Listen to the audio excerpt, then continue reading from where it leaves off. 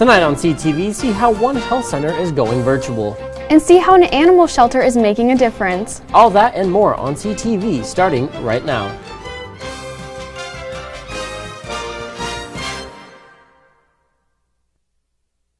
Good evening, Rams. I'm Natalie Devereaux. And I'm Weston Hubbard. Thank you for joining us tonight. Fort Collins woke up to a winter wonderland Wednesday morning with over 8 inches of snow. Colorado State University, Poudre School District, and Front Range Community College traded in books and lectures for sleds and skis, as all campuses were closed for a snow day. You can see here, a lot of people were out having quite a bit of fun, like some crazy tricks, like, watch this. Whoa. That is pretty cool. It scares me. Yeah, I don't think I'd be out there doing that. And a horse? Oh my gosh. I guess you could say they were horsing around in the snow. But that does look like so much fun, the tubing. I agree. I 100% agree. I wish I did something more fun. Now this one actually, studying. I feel like, I'm not jumping. I would never jump off a roof. No. I'm sorry. Too scary. Too scary for Weston. So yeah, not my type of deal. No. But just a lot of snow. A lot of fun. Great horse. time. Another horse. Yeah. A lot of people just have horses. I wish I could have been skiing in City Park doing like horsing around stuff, but now Michelle Ellis has the details on how the snow affected Fort Collins. Michelle? Thanks, Weston. It wasn't all fun and games, especially for those trying to travel. Denver International Airport saw 171 canceled flights and over 300 delays. The FlexBus also canceled every route south of Loveland. Delays were seen in Fort Collins City buildings too, with all of them opening late, as well as state-run COVID testing and vaccine sites, which were either closed or had delayed opening times because of the snow. In total, Fort Collins got 8 inches of snow, but that snow isn't the only thing that this storm brought.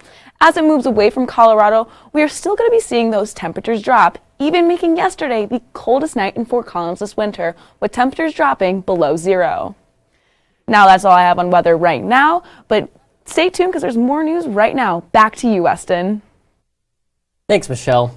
Police responded to an accident off of Horsetooth and Swallow at around 5:45 on Tuesday night.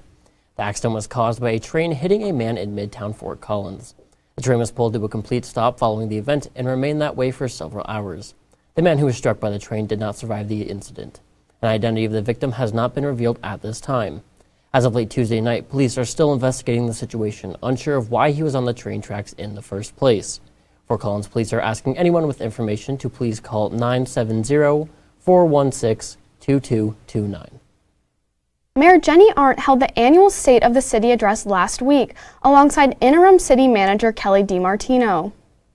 The two talked about how 2021 was a year of change and adaptability for the city because of new COVID variants and the impact they had on the city.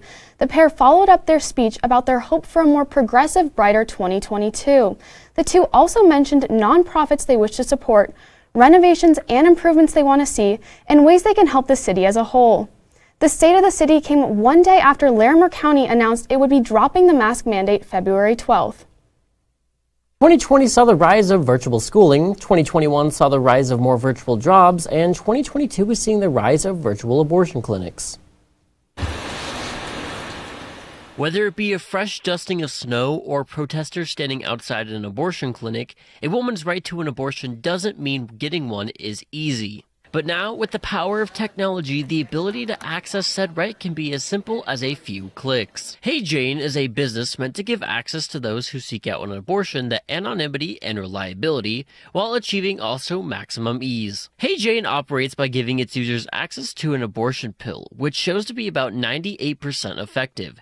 They also have certain requirements that must be met first, such as being 18 years old, being medically eligible, and can only help if up to 10 weeks pregnant. The business launched in December of 2020 and has now been able to provide service to New York, California, Washington, Illinois, Colorado, and New Mexico. Gabby Azara, co-founder and head of growth and marketing for Hey Jane, also provided a statement for the Collegian, talking about how they wish to provide not just help, but also care for their patients. They recognize that an abortion is not an easy decision and encourage anyone of age to give them a try if they wish to proceed with that route. With abortion being a topic many still debate on, it seems there are people standing up for their beliefs in new ways every single day, and Hey Jane found a way to take their beliefs to the next level. With practices moving to a virtual interface for its users, it seems like there's nothing that can't be done from the comfort of your own home with a computer nowadays. As the pandemic continues, so does the conversation around what makes masks effective and which ones should we be wearing. Christian LaOrange, an assistant professor of mechanical engineering here at CSU, has been studying the performance of different masks since the beginning of the pandemic. His findings support the newest guidelines the CDC released in early January. Both rank N95 masks as the best option and state that cloth masks offer the least amount of protection. These findings came down to two factors, material and fit. Cloth masks are commonly made out of cotton or polyester material, where particles can easily pass through them, making them ineffective. However, even wearing a highly ranked mask may not guarantee safety if the fit is incorrect. Any gaps will let air and particles leak out of the mask, lessening its effectiveness with each breath. The assistant professor suggests that masks you're wearing should be uncomfortable, and if not, is likely offering very little protection. Fort Collins Foothills Mall had a better year in terms of finances. After facing foreclosure scares for quite some time, the mall had its best year since remodel in 2017, having around $102 million worth of taxable sales. Discussions in 2021 talked about how the mall was uncertain of its future, having done poorly in its past few years of operations. The 2020 COVID pandemic was a big reason that sales had dropped. However, with people being more informed about the pandemic, safer shopping guidelines allowed for the general public to return to places such as the mall. While having financial gains, Foothills still lagged behind the city average of increase in taxable profits. The citywide average was around 20%, with Foothills only seeing around 3%. While still positive news, the future of the mall still remains in question. Don't go anywhere, Rams. Because Michelle Ellis is back and is up after the break to let you know all about the weather and if the snow will stick.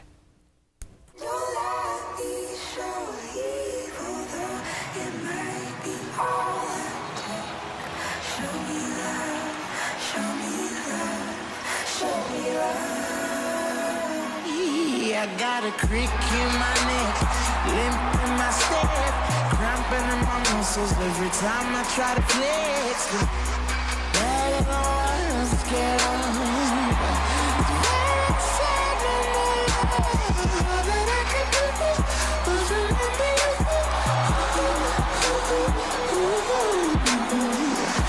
know I usually say no, but if you throw me love, I'll throw you some more.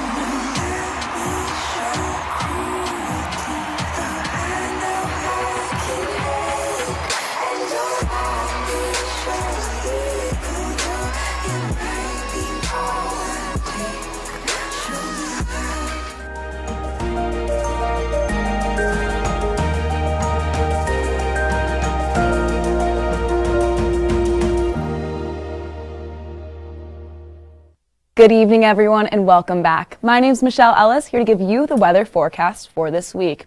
Now, as we can see in Colorado, it is quite chilly, about 7 degrees, and we're going to see that drop to about 5 degrees this evening. And with the winds coming in at 3 miles an hour, it's going to feel a bit more like 0 degrees this evening. But we're going to see some clear skies, about 4% cloud coverage, and a very low chance of rain. And now for the rest of Colorado, it is going to be chilly as well. We're going to see that tomorrow, but tomorrow we're going to see that it's going to warm up significantly into about the mid-30s in the eastern range. And as we cool down, or move into the mountain range, it's going to cool down as well, with Gunnison getting down to 18 degrees. But now as for tonight, it is going to be quite chilly. Now in the eastern plains, we're going to see that it gets down to the single digits, but as we move into the mountain range, it cools down even to getting below 0, with Fort Collins going down about 3 degrees this evening. But tomorrow, it'll warm up just a bit. So we'll see right now, it's going to warm up. Now for the rest of the week, we're going to see on Friday, it's going to warm up to the high 30s, Saturday, low 40s, Sunday, the high 30s, Monday and Tuesday, low 40s. But on the bright side, we're going to see that it's a very low chance of snow throughout the week and very sunny for the most part. We're going to have partly cloudy conditions on Saturday and Sunday, as well as Tuesday. Now, that is all I have for weather right now, but stay tuned because there's more news after this.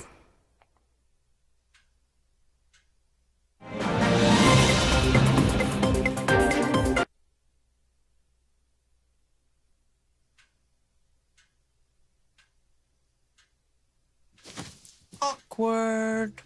I'm the awkward silence. You try to avoid me, then there I am again. But an awkward silence can be a great thing. Like Kelly here is about to demonstrate. You haven't really been yourself lately. Are you okay? Find out how you can help a friend with their mental health at seizetheawkward.org.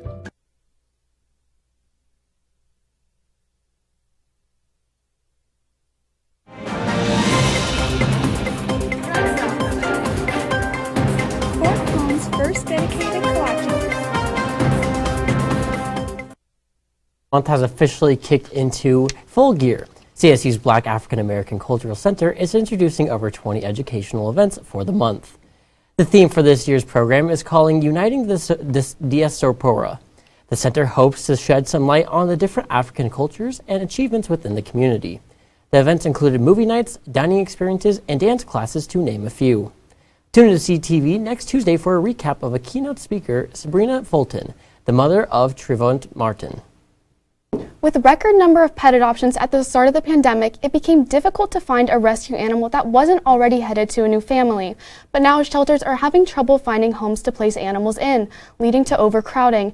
However, here in Fort Collins, a local animal shelter, Animal Friends Alliance, is still seeing high numbers of adoptions and has plans to expand their facilities. After helping 13,000 animals last year from a cat shelter working out of a strip mall and a dog facility in need of upkeep, Animal Friends Alliance knew it was time for a change. Our facility was not built for the work that we're doing, so to think about having a building that was actually built for this purpose is so exciting for us. Operations are currently happening in 2 locations several miles from one another. Our new building is going to put all of the adoptions together on our North Taft campus, and then we're going to have all our community resources on our Mulberry campus. Consolidating will help better their services and provide more space for animals coming in from overcrowded shelters. It's basically taking animals that are otherwise going to be euthanized solely due to space from a shelter in another state and bringing them here to Colorado, where there are people, again, that want to save a life. Animal Friends Alliance wants to keep this from happening in Fort Collins, so they offer numerous programs to help keep pets in homes. We feed over 1,000 animals every year through our pet food pantry, and we have our public veterinary clinics where anyone in the community can access basic veterinary services. Running the facilities and programs is no easy task and relies heavily on volunteers. If we didn't have volunteers, we couldn't run the organization, so they're very, very important to us. The community also plays a huge role in the shelter, with construction for the new building being funded by donations. The whole campaign is over $2.8 million. But in 1 year, which is really exciting, we've raised almost $2 million. Animal Friends Alliance hopes to break ground in April and have the new facility done by next December. Those domestic pets are not the only animals being saved. A bald eagle was saved at a Fort Collins rehab facility last weekend. The nation's mascot was found injured on the ground near Casper, Wyoming. The eagle suffered a head trauma, was malnourished, and unable to stand. After a week at the Rocky Mountain National Raptor Program, the bird is in much better shape, but has a long way to go. It's not a secret that Fort Collins is a town for food lovers. Madison Brugam has more on that new restaurant here in town. Madison? Thanks, Weston. Do you have a sweet tooth you just can't satisfy? Well, the brand new Colorado Kolache Company is right here in Fort Collins. I have to warn you, this story may make you want one of these baked goods right away, but it may just be the family who started it all that customers will keep coming back for. I read about them, but I never had one. Fort Collins' first dedicated kolache bakery officially opened on Monday. Colorado Kolache Company is a family-owned business aimed at bringing an out-of-the-ordinary treat to the community. But what is a kolache? Well, the owner, Nancy Agnew, has just the answer. You just take a bite and you think you went to heaven. They really are fruit ones, is what a kolache is, and it has blueberry, mixed berries, any kind of fruit you can think of. And then at 10 o'clock, we start transferring to lunch, and we have sloppy joes, barbecue beef, and this is a pillowy, soft, sweet dough. I used to bake all the time, and so I've just really started up again in the last year. But boy, did I practice the dough. Tried 21 different recipes till I finally found the dough I wanted. Nancy and her family have put so much dedication into opening this bakery with one constant goal in mind. I wanted to leave something to my daughter and my grandkids, my husband and I did. So we started this for them. We've kind of always worked together. My grandkids were born in Central America, in Honduras, and we lived there for 10 years. Came back for my grandson to have sports. I think that's the most important part, is family. Well, it's like a really cool thing for them to do, because like they didn't have to do that, and like it's really like selfless of them. I like how it's like a new family adventure, I guess, and like we all get to hang out together all the time. We want whoever comes to us to just have a great energy and to feel like to know that we're just friendly and opening and we're like accepting. Everybody enjoy the time they have and hopefully come back to us and have a great, even more time. Just be a great friendly vibe for our community and everybody around here. That's what I'm hoping for. Colorado Kolache! I personally have tried at least 8 different kolache flavors already, and I don't know if I ever want to stop. Even though I think that their food is incredible, Colorado Kolache Company hopes they can be a gathering place you'll never want to leave. Back to you guys. I have to say, those looked delicious. They did, but I've never even heard of a kolache, and now all of a sudden I'm craving one. So me too. Great job, Madison, on that reporting, because wonderful. You made it look delicious. Now I definitely want to go. I will definitely be stopping by there. 100%. I also just want to see the family. They seem cool. So that's true. Don't go anywhere, Rams, because Leah Kokowski is up after the break with a total rundown on CSU basketball and a preview for the against SDSU. Bye-bye. Hi. Hoping for a crisp breeze to help keep you alert. Oh, he took a sip of water too. That'll probably help.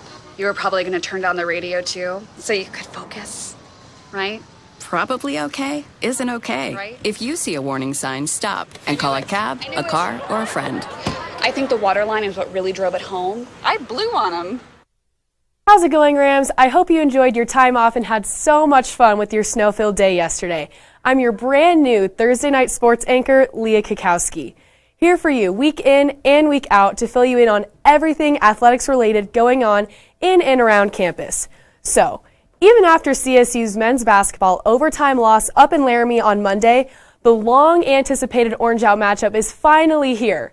I'll give you a rundown of everything to look forward to for Friday. Plus, on the other side of the court, women's basketball took on New Mexico down at the Pit in Albuquerque, looking for number 3 in a row. We'll fill you in on the details, all of that and more on Thursday Night Sports, which starts right now.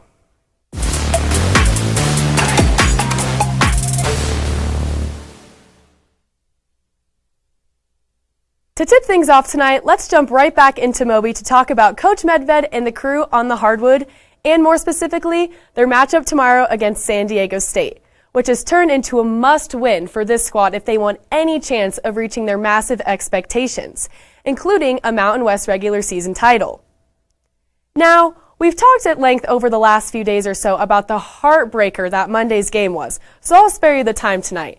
But to put it simply, the Rams are riding a 2-game losing streak entering this one, sitting at 6-3 in conference and 16-3 overall. Currently, putting them at 3rd in the Mountain West, behind 6-1 Wyoming and 8-0 Boise State, which raises the expectations even higher to turn things around. And with that brief rundown of our hometown team, let's break down the other side of the coin, giving you a rundown on the squad that just gave CSU a blowout loss less than a month ago, San Diego State. Since their beatdown of the undefeated Rams team in Viejas on January 8th, things have been up and down for the Aztecs to say the least, going 2-2 since then with dominant victories against mediocre programs that the Rams struggled against, and New Mexico and more importantly, UNLV, beating both at home by nearly 30 points each. But obviously, with that 2-2 record, with the good comes the bad for this SDSU squad, which in this case definitely comes on the road, with a close loss to Boise State followed by a more lopsided result against an average Utah State team up in Logan. Now, clearly, these Aztecs are a much different team at home than they are when they travel, just like the Rebels were last week. And luckily, with this Orange Out theme come tomorrow night, the crowd at Moby will be rocking. They'll need to make a difference in this one for CSU faithful to expect a different result than what happened in the first meeting between these two teams. And speaking of that initial meeting, the home squad won by 30, and while the first half was relatively close, it felt like the Rams completely gave up in the second, only scoring 17 to SDSU's 43 and shooting a woeful 27.9% from the field, not to mention an even worse 15% from three. Now, every team has some duds on their schedule every once in a while, and it's going to be hard for CSU to play any worse than they did back then. Ultimately, if the Rams get better production outside of their two stars, Isaiah Stevens and David Roddy, who accounted for 36 of CSU's 49, things should shake out a lot more favorably for the green and gold, especially in the insane atmosphere that Moby will bring. CSU just needs to slow down the pace a little bit and give guys like Chandler Jacobs, Kendall Moore, and John Tonje more opportunities at some easy looks to get things going. And sure, while the Rams have had a tough time against the opposing team leader scorer as of late, I expect the defense intensity to be increased, and more importantly, for the squad to do a better job against SDSU's leading scorer, Matt Bradley, at least being able to hold him to below what he did last time, which was his second best output of the season with 26 points. In my eyes, the game back on January 8th was a perfect storm of bad play from CSU and efficiency at home from the Aztecs. And with this one being at home this time, I expect the green and gold to finally brown come tomorrow. But as always, who knows what will happen? We'll just have to wait and see.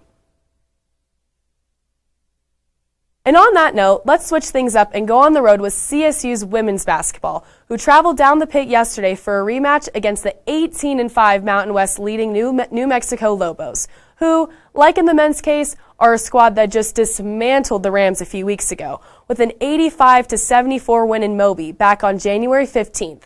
And so, was the result a different one for the green and gold this time around? Well, not exactly. With the Lobos taking down Coach Williams' crew by single digits, this time by a final score of 81-73. And when you look at those numbers, it's clear that McKenna Hofschild went off, going off for her second highest mark of the season with 28 points. When she scores like this, the Rams usually win, but not this one. Thanks to the lacking support from her teammates that she desperately needed to take home the dub against a squad as New Mexico. The other two members of CSU's Big Three, Upe Atasu and Carly Murphy, only went for a combined 17, which just isn't good enough. And when you look at the whole picture, a 29-point second quarter by the home team that left CSU in a 15-point hole entering the half was the deciding factor, leaving the green and gold scratching and clawing to simply get within the digits for the rest of the way. Even if they did come with one possession early in the fourth, with the L, CSU drops to 14-6 overall and 5-5 in the Mountain West. And with their two-game winning streak now snapped, they'll shift their focus on the road trip, this time down south in Colorado Springs to take on the Air Force Falcons, who sit at 12-10 on the year. This one should be a lot easier of a matchup for the Rams, and I expect them to bounce back down in the Springs. Well, that's all for the news tonight we have for you, Rams. Thanks so much for tuning in. Have a wonderful and safe weekend.